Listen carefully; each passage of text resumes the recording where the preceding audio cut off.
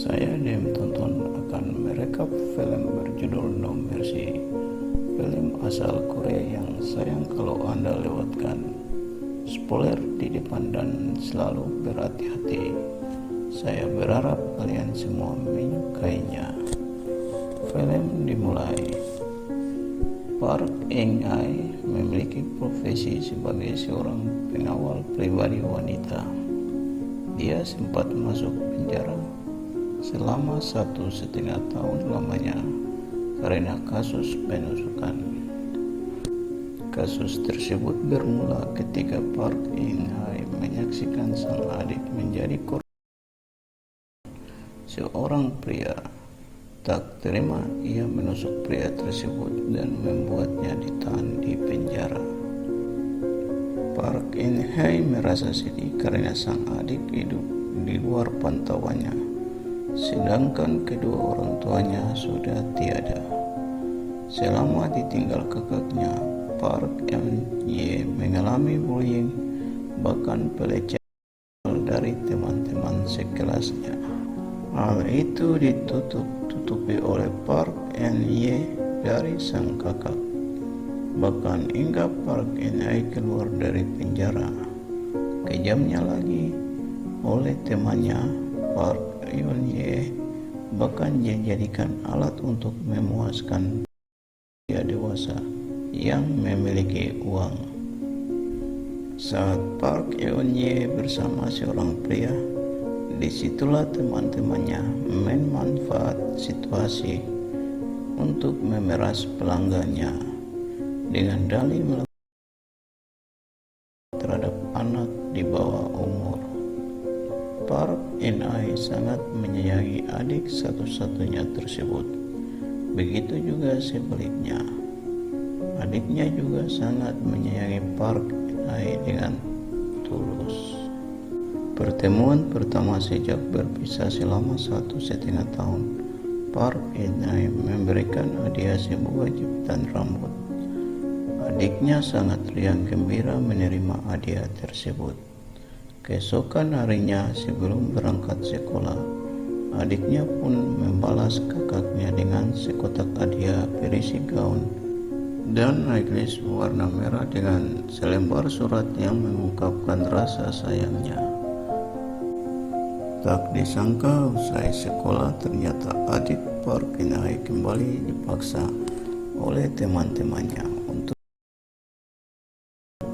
yang akan dijadikan target pemerasan. Naasnya ternyata pria hidung belang tersebut merupakan anggota gangster. Keadaan berbalik. Teman-teman Park In-ae malah diperas oleh targetnya. Bahkan Park In-ae juga diculik untuk dijual ke pria lain. Teman-teman Park In-ae tidak dapat melakukan apa-apa ketika Park In-ae diculik. Mengetahui hal tersebut terjadi, Park In-ae turun tangan untuk menemukan sang adik. Dia mendatangi sekolah untuk menanyakan keberadaan adiknya. Lapor ke pihak kepolisian juga dilakukan, namun usahanya tak membuahkan hasil. Park In-ae akhirnya memutuskan untuk mencari sang adik dengan caranya sendiri. Dia belajar tentang gangster, awalnya dengan mengancam teman sekelas Park In-ae hingga menemukan titik terang keberadaan adiknya. Satu persatu petunjuk didatangi. Park In-ae mulai menggunakan kekerasan untuk bisa mendapatkan petunjuk baru yang bisa membawanya ke adiknya. Titik terang pun didapatkan. Park In-ae telah menemukan posisi sang penculik. Namun sayang, adik Park In-ae ternyata sudah dijual pada seseorang. Usut punya usut. Orang yang membeli Park In-ae ternyata memiliki dendam karena pernah menjadi korban penusukan Park In-ae dan membawa Park In-ae ke penjara. Dia bernama Park Young-chon. Sampai pada akhirnya Park and I menemukan Park Yun Chon. Disitulah pertarungan terjadi. Park and I mulai diserang oleh anak buah Park Yun Chon. Park and I sempat kewalahan, namun tetap menjadi pemenang.